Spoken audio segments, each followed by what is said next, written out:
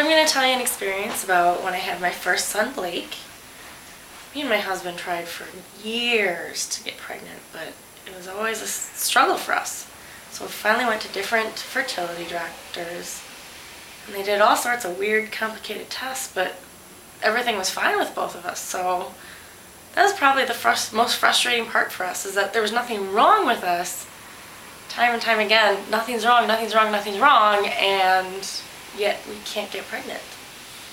So they tried putting me on a drug that would produce many eggs at the same time, but I was always worried about getting ovarian cancer, because someone told me that, yeah, you can get pregnant, but later on you might end up getting ovarian cancer. So I decided to go off that medication for that reason, and instead we decided to do in vitro fertilization.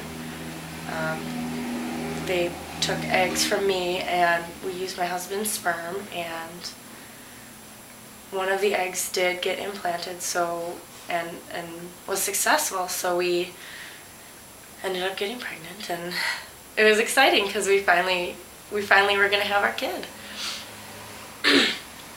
But of course I was just a mess, because now I'm pregnant and I'm paranoid about everything, and it was awful, but at the same time it was wonderful, because, I was pregnant, and afterwards I was going to have my kid, and of course my husband's taking care of me, treating me like a queen as I'm going through this, so it was nice. But there were some complications. About midway through, the doctor told me I might experience what's called Braxton Hicks, which is false labor contractions. And he said it's really kind of important that you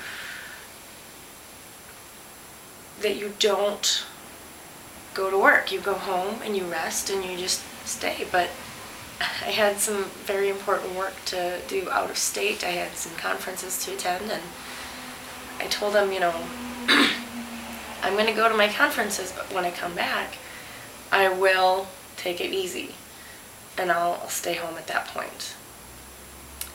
And the doctor told us, okay, well, if you continue to feel these false contractions, call us, and we'll see what we can do. So I started feeling them as soon as I got home, and I got freaked out, because I was worried that I was going to go into labor. And so I went into the doctor's office, and that was kind of a bad experience.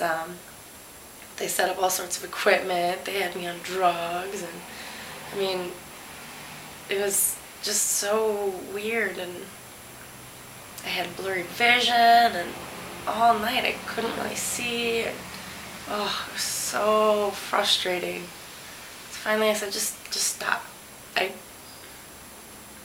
I can't see the interpreter, and I'm not going to have her up in my face the entire pregnancy. It's not comfortable for me, so you have to get me off this medication.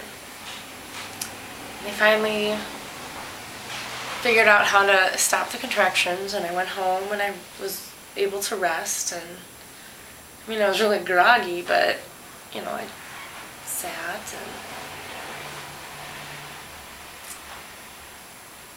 finally I was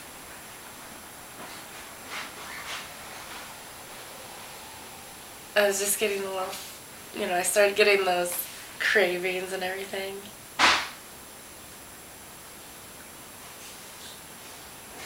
And he's asking her what she was craving. She said, no, I was craving candy bars. Well, he was at work, of course. The doctor was just kind of bothering me. He kept telling me to go home, and I was ready. I had had enough, and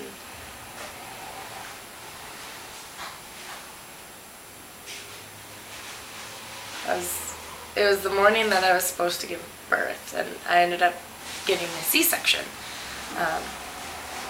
We went in, and I was ready, and